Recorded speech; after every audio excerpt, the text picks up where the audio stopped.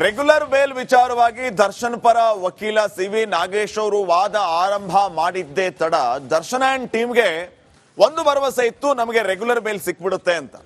ಆದ್ರೆ ಯಾವಾಗ ಎಸ್.ಪಿ.ಪಿ. ಪ್ರಸನ್ನ ಕುಮಾರ್ ಅವರು ಪ್ರತಿವಾದವನ್ನ ಆರಂಭ ಮಾಡಿದ್ರು, ನಾಗೇಶ್ ಅವರ ಪ್ರತಿ ವಿಚಾರಗಳನ್ನ ಮುಂದೆ ಇಟ್ಕೊಂಡು ಕೌಂಟರ್ ಕೊಡೋದಕ್ಕೆ ಆರಂಭ ಮಾಡಿದ್ರು, ಆ ಭರವಸೆಯಲ್ಲಿ ಶಾಕ್ ಕೊಡುವಂತಹ ಕೆಲಸ ಆಗ್ತಾ ಇದೆ ದರ್ಶನ್ ಅಂಡ್ ಲೀಗಲ್ ಟೀಮ್ಗೆ. ಅದರ ಅರ್ಥ ರೆಗ್ಯುಲರ್ ಬೇಲ್ ಅಷ್ಟೊಂದು ಸುಲಭ ಅಲ್ಲ ಅಂತ. ಇದಕ್ಕೆ ಕಾರಣ ಎಸ್.ಪಿ.ಪಿ. ಪ್ರಸನ್ನ ಕುಮಾರ್ ಅವರ ಪ್ರತಿವಾದ. ಹೇಗಿತ್ತು ಎಸ್.ಪಿ.ಪಿ. ಅವರ ವಾದ? ಒಂದು ವರದಿದೆ, ನೋಡ್ಕೊಂಬರೋಣ.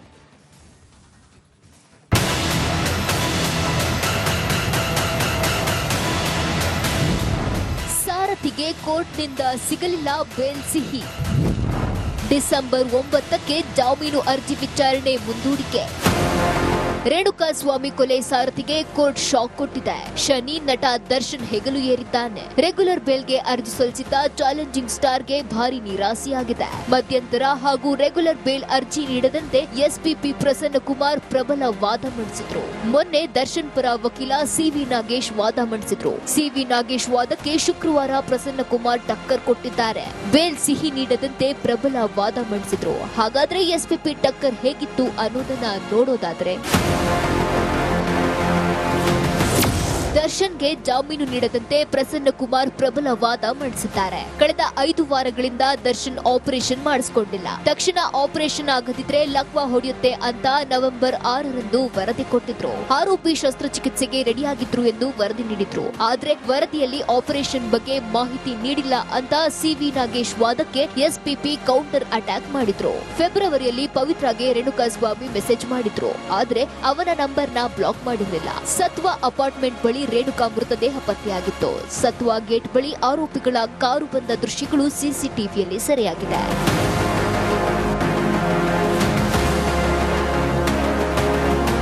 ಮಹತ್ವ ಸಾಕ್ಷಿಗಳನ್ನ ಹಿಡಿದು ಎಸ್.ಪಿ.ಪಿ. ಪರ ವಕೀಲರು ಪ್ರಬಲ ವಾದ ಮಂಡಿಸಿದ್ರು. ಮಧ್ಯಂತರ ಬೇಲ್ ಸಿಗೋ ಖುಷಿಯಲ್ಲಿದ್ದ ದರ್ಶನ್ಗೆ ಪ್ರಸನ್ನ ಕುಮಾರ್ ವಾದವೇ ಮುಳುವಾಗಿದೆ. Nagaraj, crime bureau, Republic Kannada.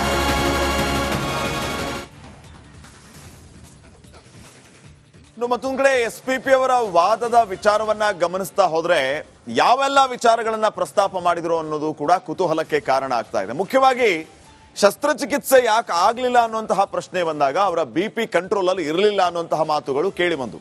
2.5 ರೂಪಾಯಿ ಮಾತ್ರೆನ ತಗೊಂಡ್ರೆ BP ಕಂಟ್ರೋಲ್ಗೆ ಬಂದ್ಬಿಡುತ್ತೆ. ಆ BP ನ ಕಂಟ್ರೋಲ್ ಮಾಡೋದಕ್ಕೆ ನೀವು ಬಳ್ಳಾರಿಯಿಂದ ಬೆಂಗಳೂರಿನ BGS ಹಾಸ್ಪಿಟಲ್ಗೆ ಬಂದ್ರಾ? ಈ ವಿಚಾರವನ್ನ ಪ್ರಸ್ತಾಪ ಮಾಡಿ ಕೌಂಟರ್ ಕೊಡುವಂತಹ ಕೆಲಸ ಕೂಡ ಆಯಿತು. BP ವಿಚಾರವಾಗಿ ಒಂದು ಸ್ವಾರಸ್ಯಕರ ವಾದವೂ ಕೂಡ ಅಲ್ಲಿ ಪ್ರಸ್ತಾಪ ಆಯಿತು. ಈ ಬಗ್ಗೆ ಒಂದು ವರದಿ ಇದೆ, ನೋಡ್ಕೊಂಬರೋಣ.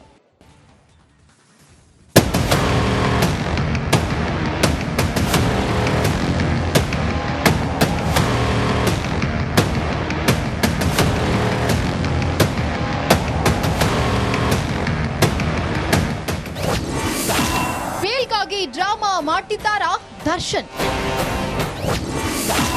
BP ನೆಪ ಒಡ್ಡಿ ಆಪರೇಷನ್ ಮುಂದೂಡಿಕೆ.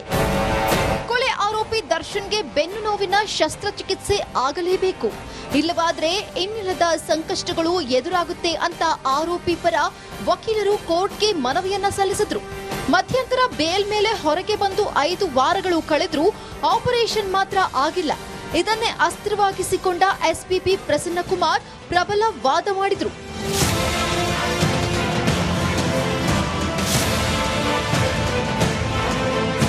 ದರ್ಶನ್ BGS ಆಸ್ಪತ್ರೆಗೆ ದಾಖಲಾಗಿ ವಾರಗಳೇ ಕಳೆದಿವೆ. ಆದ್ರೆ ಈವರೆಗೂ ಆಪರೇಷನ್ ಮಾತ್ರ ಆಗಿಲ್ಲ. ಅಲ್ಲದೆ ಯಾವಾಗ ನಡೆಯುತ್ತೆ ಅಂತಲೂ ಮಾಹಿತಿ ನೀಡಿಲ್ಲ ಅಂತ ಪ್ರಸನ್ನ ಕುಮಾರ್ ವಾದ ಮಾಡಿದ್ರು. ಆರೋಪಿಗೆ BP ಕಡಿಮೆಯಾಗಿಲ್ಲ ಎಂದು ಹೇಳಿದ ಸಿ.ವಿ. ನಾಗೇಶ್ಗೆ ಕೌಂಟರ್ ಕೂಡ ಕೊಟ್ಟಿದ್ದಾರೆ. BP ಕಾರಣ ಮಾತ್ರೆ ಗುದ್ದು. ದರ್ಶನ್ ಮಧ್ಯಂತರ ಬೇಲ್ಗೆ 2.5 ರೂಪಾಯಿ ಮಾತ್ರೆ ಸಂಕಷ್ಟ ತಂದೊಡ್ಡಿದೆ. 5 ವಾರದಿಂದ ಹೊರಗಿದ್ರೂ BP ಕಡಿಮೆಯಾಗಿಲ್ಲ. BP ಕಡಿಮೆಯಾಗದಿರುವುದಕ್ಕೆ ಆಪರೇಷನ್ ಆಗಿಲ್ಲ. ಹೀಗಂತ ದರ್ಶನ್ ವೈದ್ಯಕೀಯ ವರದಿ ನೀಡಲಾಗಿದೆ. ಅಮೆಲಾಂಗ್ ಮಾತ್ರೆ ಪಡೆದ್ರೆ 24 ಗಂಟೆಯಲ್ಲಿ BP ಕಡಿಮೆ ಆಗುತ್ತೆ. ಈ ಮಾತ್ರೆಯ ಬೆಲೆ ಕೇವಲ 2.5 ರೂಪಾಯಿ. ಹೀಗಂತ ಎಸ್.ಪಿ.ಪಿ. ಪ್ರಸನ್ನ ಕುಮಾರ್ ವಾದ ಮುಂದಿಟ್ಟಿದ್ದಾರೆ. ಬೇಲ್ ಮೇಲೆ ಹೊರಬಂದು 5 ವಾರವಾದರೂ ದರ್ಶನ್ಗೆ BP ಕಡಿಮೆ ಆಗಿಲ್ಲವಂತೆ. ಇಷ್ಟು ದಿನ ಯಾವ ಚಿಕಿತ್ಸೆ ನೀಡ್ತಿದ್ರು ಯಾವ ಪ್ರಯೋಜನವಾಗಿಲ್ವಾ? ಹೀಗಾಗಿ ಈ ಎಲ್ಲ ವಾದದ ಬಳಿಕ ದರ್ಶನ್ ಮಧ್ಯಂತರ ಜಾಮೀನು ಅವಧಿ ವಿಸ್ತರಣೆ ವಿಚಾರ ಕುತೂಹಲ ಕೆರಳಿಸಿದೆ. Nagaraju, Republic Kannada, Bengaluru. Regular bail ವಿಚಾರವಾಗಿ ದರ್ಶನ್ ಪರ ವಕೀಲ ಸಿ.ವಿ. ನಾಗೇಶ್ ಅವರು ವಾದ ಆರಂಭ ಮಾಡಿದ್ದೇ ತಡ ದರ್ಶನ್ ಅಂಡ್ ಟೀಮ್ಗೆ ಒಂದು ಭರವಸೆ ಇತ್ತು, ನಮಗೆ ರೆಗ್ಯುಲರ್ ಬೇಲ್ ಸಿಕ್ಬಿಡುತ್ತೆ ಅಂತ. ಆದ್ರೆ ಯಾವಾಗ ಎಸ್.ಪಿ.ಪಿ. ಪ್ರಸನ್ನ ಕುಮಾರ್ ಅವರು ಪ್ರತಿವಾದವನ್ನ ಆರಂಭ ಮಾಡಿದ್ರು, ನಾಗೇಶ್ ಅವರ ಪ್ರತಿ ವಿಚಾರಗಳನ್ನ ಮುಂದೆ ಇಟ್ಕೊಂಡು ಕೌಂಟರ್ ಕೊಡೋದಕ್ಕೆ ಆರಂಭ ಮಾಡಿದ್ರು, ಆ ಭರವಸೆಯಲ್ಲಿ ಶಾಕ್ ಕೊಡುವಂತಹ ಕೆಲಸ ಆಗ್ತಾ ಇದೆ ದರ್ಶನ್ ಅಂಡ್ ಲೀಗಲ್ ಟೀಮ್ಗೆ. ಅದರ ಅರ್ಥ ರೆಗ್ಯುಲರ್ ಬೇಲ್ ಅಷ್ಟೊಂದು ಸುಲಭ ಅಲ್ಲ ಅಂತ. ಇದಕ್ಕೆ ಕಾರಣ ಎಸ್.ಪಿ.ಪಿ. ಪ್ರಸನ್ನ ಕುಮಾರ್ ಅವರ ಪ್ರತಿವಾದ. ಹೇಗಿತ್ತು ಎಸ್.ಪಿ.ಪಿ. ಅವರ ವಾದ? ಒಂದು ವರದಿದೆ, ನೋಡ್ಕೊಂಬರೋಣ.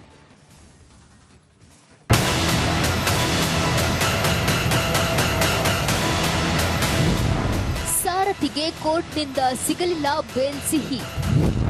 ಡಿಸೆಂಬರ್ 9ಕ್ಕೆ ಜಾಮೀನು ಅರ್ಜಿ ವಿಚಾರಣೆ ಮುಂದೂಡಿಕೆ. ರೇಣುಕಾಸ್ವಾಮಿ ಕೊಲೆ ಸಾರಥಿಗೆ ಕೋರ್ಟ್ ಶಾಕ್ ಕೊಟ್ಟಿದೆ. ಶನಿ ನಟ ದರ್ಶನ್ ಹೆಗಲು ಏರಿದ್ದಾನೆ. ರೆಗ್ಯುಲರ್ ಬೇಲ್ಗೆ ಅರ್ಜಿ ಸಲ್ಲಿಸಿದ್ದ ಚಾಲೆಂಜಿಂಗ್ ಸ್ಟಾರ್ಗೆ ಭಾರಿ ನಿರಾಸೆಯಾಗಿದೆ. ಮಧ್ಯಂತರ ಹಾಗೂ ರೆಗ್ಯುಲರ್ ಬೇಲ್ ಅರ್ಜಿ ನೀಡದಂತೆ ಎಸ್.ಪಿ.ಪಿ. ಪ್ರಸನ್ನ ಕುಮಾರ್ ಪ್ರಬಲ ವಾದ ಮಂಡಿಸಿದ್ರು. ಮೊನ್ನೆ ದರ್ಶನ್ ಪರ ವಕೀಲ ಸಿ.ವಿ. ನಾಗೇಶ್ ವಾದ ಮಂಡಿಸಿದ್ರು. ಸಿ.ವಿ. ನಾಗೇಶ್ ವಾದಕ್ಕೆ ಶುಕ್ರವಾರ ಪ್ರಸನ್ನ ಕುಮಾರ್ ಟಕ್ಕರ್ ಕೊಟ್ಟಿದ್ದಾರೆ. ಬೇಲ್ ಸಿಹಿ ನೀಡದಂತೆ ಪ್ರಬಲ ವಾದ ಮಂಡಿಸಿದ್ರು. ಹಾಗಾದ್ರೆ ಎಸ್.ಪಿ.ಪಿ. ಟಕ್ಕರ್ ಹೇಗಿತ್ತು ಅನ್ನೋದನ್ನ ನೋಡೋದಾದ್ರೆ,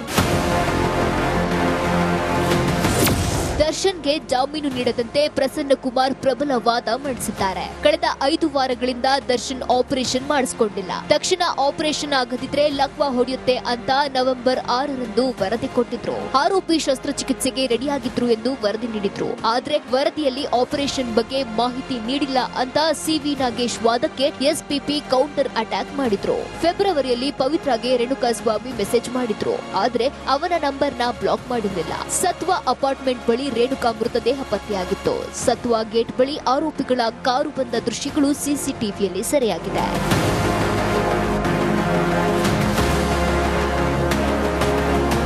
ಮಹತ್ವ ಸಾಕ್ಷಿಗಳನ್ನ ಹಿಡಿದು ಎಸ್.ಪಿ.ಪಿ. ಪರ ವಕೀಲರು ಪ್ರಬಲ ವಾದ ಮಂಡಿಸಿದ್ರು. ಮಧ್ಯಂತರ ಬೇಲ್ ಸಿಗೋ ಖುಷಿಯಲ್ಲಿದ್ದ ದರ್ಶನ್ಗೆ ಪ್ರಸನ್ನ ಕುಮಾರ್ ವಾದವೇ ಮುಳುವಾಗಿದೆ.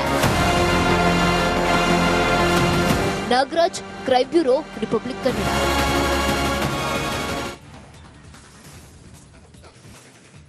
ಮತ್ತೊಂದು ಕಡೆ ಎಸ್.ಪಿ.ಪಿ. ಅವರ ವಾದದ ವಿಚಾರವನ್ನ ಗಮನಿಸ್ತಾ ಹೋದ್ರೆ ಯಾವೆಲ್ಲ ವಿಚಾರಗಳನ್ನ ಪ್ರಸ್ತಾಪ ಮಾಡಿದ್ರು ಅನ್ನೋದು ಕೂಡ ಕುತೂಹಲಕ್ಕೆ ಕಾರಣ ಆಗ್ತಾ ಇದೆ. ಮುಖ್ಯವಾಗಿ ಶಸ್ತ್ರಚಿಕಿತ್ಸೆ ಯಾಕೆ ಆಗ್ಲಿಲ್ಲ ಅನ್ನುವಂತಹ ಪ್ರಶ್ನೆ ಬಂದಾಗ ಅವರ BP ಕಂಟ್ರೋಲ್ ಅಲ್ಲಿ ಇರಲಿಲ್ಲ ಅನ್ನುವಂತಹ ಮಾತುಗಳು ಕೇಳಿ ಬಂದು.